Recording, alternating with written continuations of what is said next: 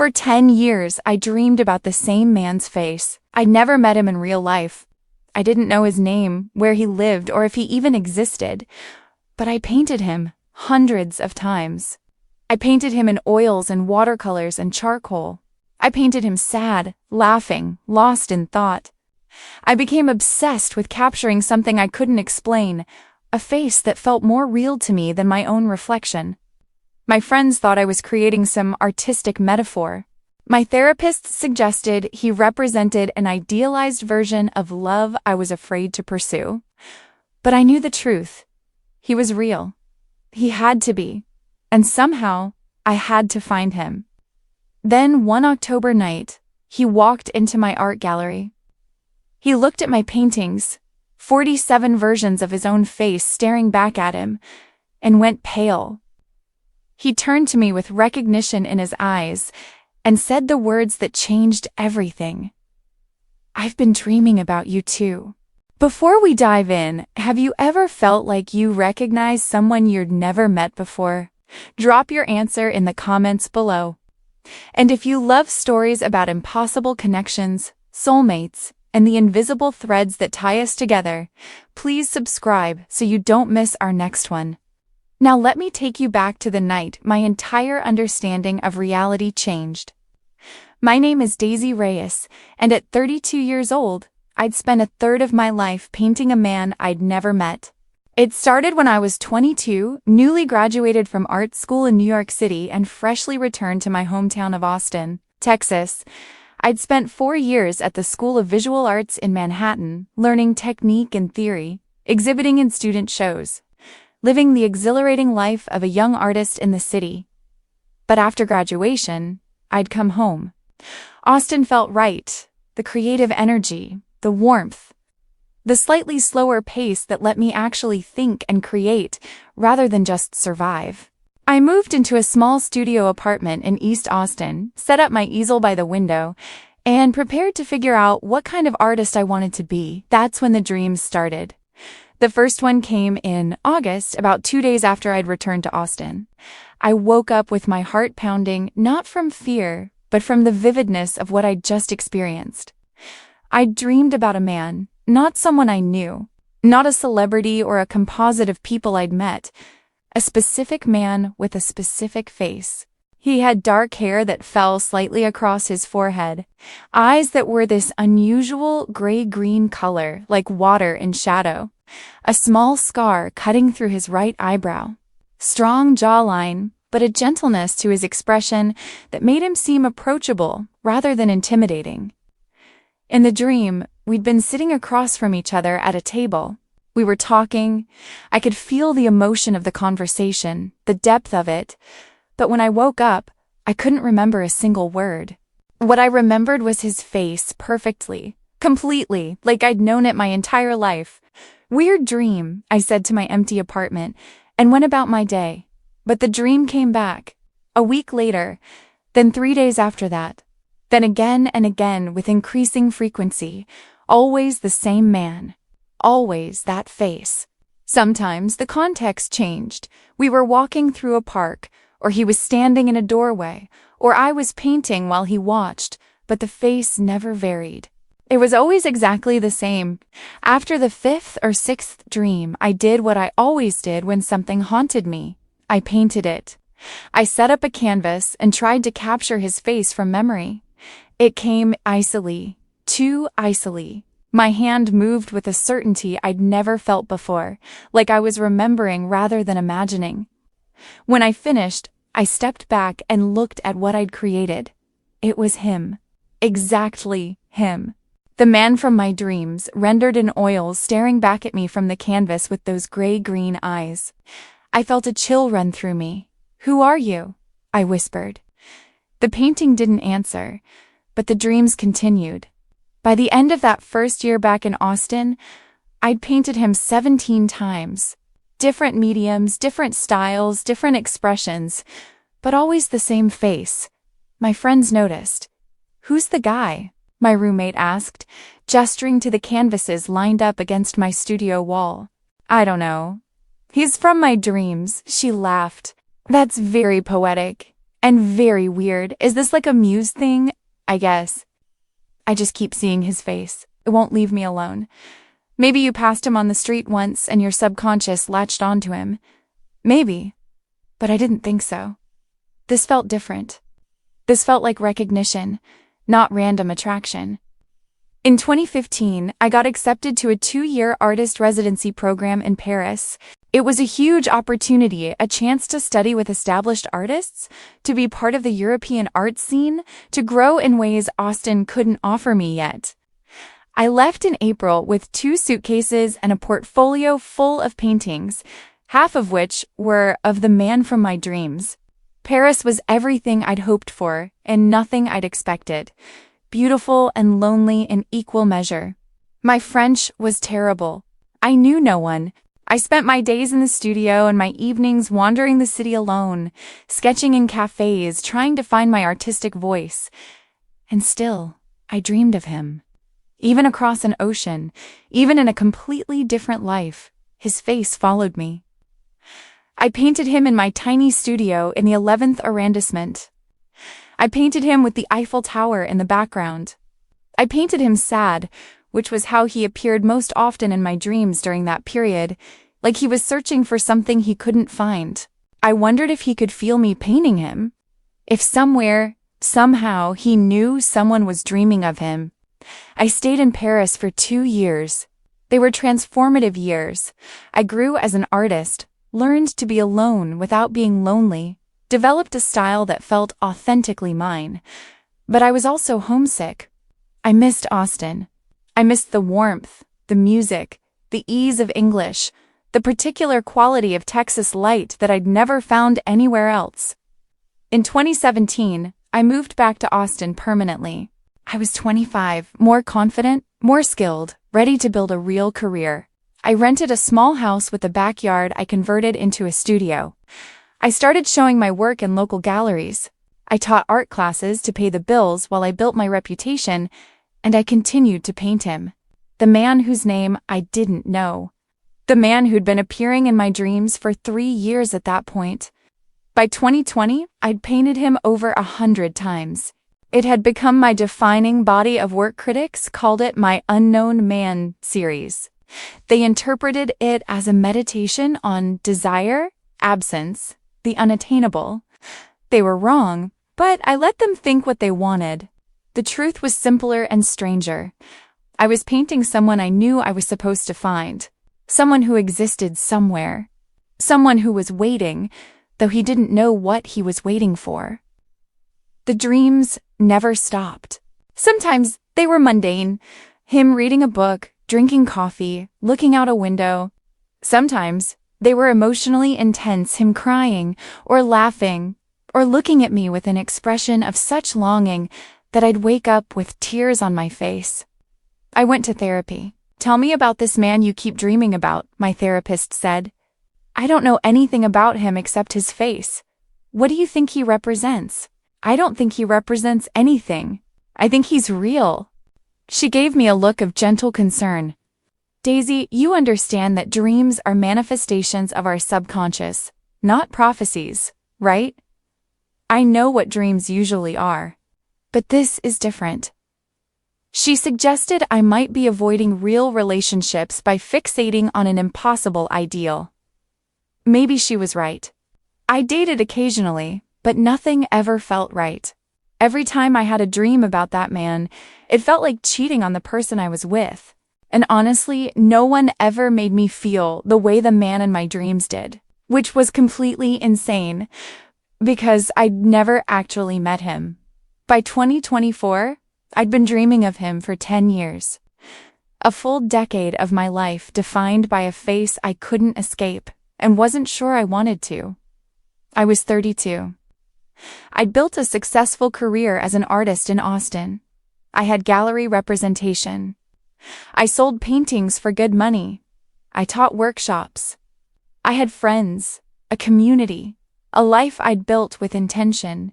But there was always this absence, this feeling that I was waiting for something, someone to arrive. That summer, my gallerist approached me about doing a solo show. I want you to do something bold, she said, something that'll get attention. What's the most honest work you've ever made? I knew immediately. The Unknown Man series. All of it. How many pieces? 47 paintings. 10 years of work. She was quiet for a moment. That's ambitious. And potentially career-defining. Are you ready to be that vulnerable? I thought about it. Putting all those paintings in one room. Admitting publicly that I'd spent a decade painting the same face over and over. Exposing the deepest, strangest part of my creative life. Yes, I said. I'm ready. We scheduled the show for October. I spent the summer preparing selecting pieces, writing artist statements, designing the exhibition layout. The show was called The Man I've Never Met. 47 paintings arranged chronologically, showing the evolution of my technique and my obsession over 10 years. The opening was on a Friday night in mid-October. The gallery was packed friends, collectors, critics, curious strangers. I wore a red dress and spent the evening answering questions about my work. Who is he? Someone asked for the 20th time. I don't know. He's someone I've been dreaming about for 10 years. I've never met him in real life. Is he based on anyone real? I think so. But I don't know who. People found it fascinating, romantic, mysterious. They looked at the paintings with this reverent curiosity, like they were witnessing something sacred. I felt exposed and exhilarated in equal measure.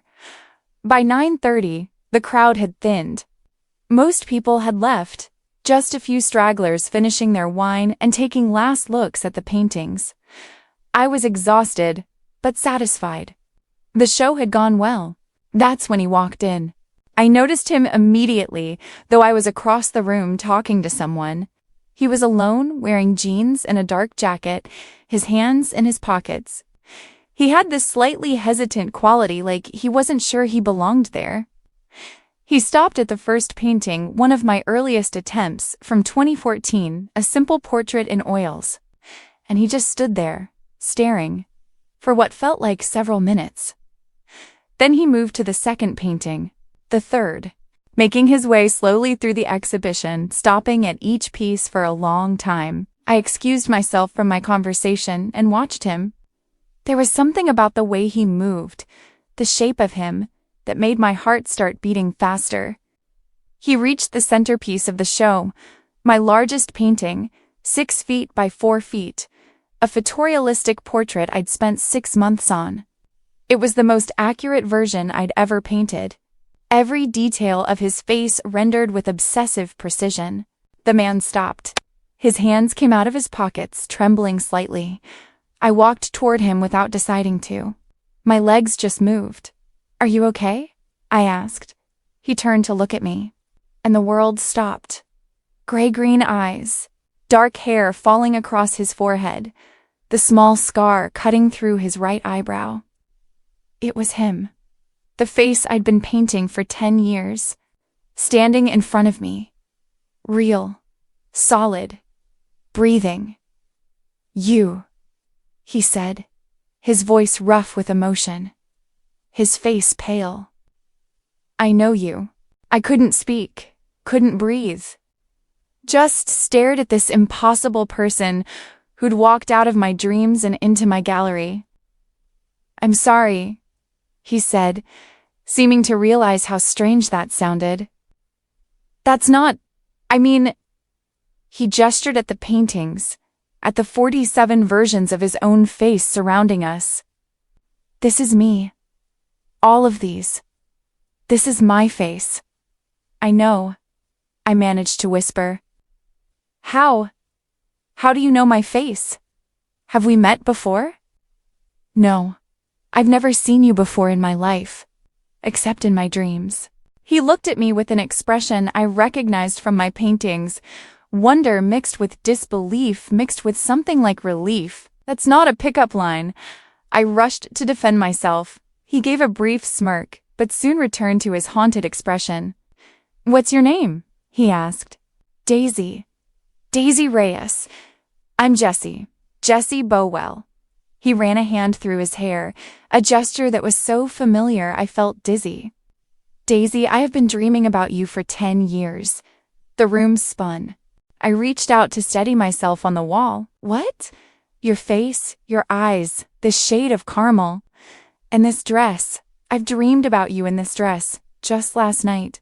I've seen you in my dreams hundreds of times. I thought I was losing my mind. I thought you were just some ideal woman my subconscious created. But you're real. You're standing here. And you've been painting me. For 10 years, I said. Since I was 22. You started appearing in my dreams, and I couldn't stop painting you. I was 24 when you first appeared in mine. I'm 34 now. We stared at each other, trying to process the impossibility of what we were experiencing. I need to sit down, I said. Me too. We left the gallery, I told my gallerist. I was leaving with someone and not to worry, and walked to a 24-hour coffee shop a few blocks away. It was nearly empty, just us and a tired barista and one person with a laptop in the corner. We sat in a booth in the back and looked at each other across the table, exactly like in so many of my dreams. Tell me about your dreams, Jessie said. What did you see? You. Always you. Sometimes we were talking, but I could never remember what we said. Sometimes you were alone and I was just watching you. Sometimes you seemed sad. The dreams were so vivid, I could paint you perfectly from memory. Mine too. I'm an architect. I also draw things for a living, but I could never draw you quite right. I didn't have the skill, but I remembered your face perfectly. I've been seeing you for 10 years. When did it start? What month? August 2014. I remember because it was right after I finished a major project and had some time off. The dreams just started. What about you? August 2014. Right after I moved back to Austin from New York. We were quiet, letting that settle, the same time. 10 years ago. Have you always lived in Austin? I asked. My whole life. I went to UT Austin, so I've basically never left. You? I grew up here. Left for art school in New York in 2010. Came back in 2014.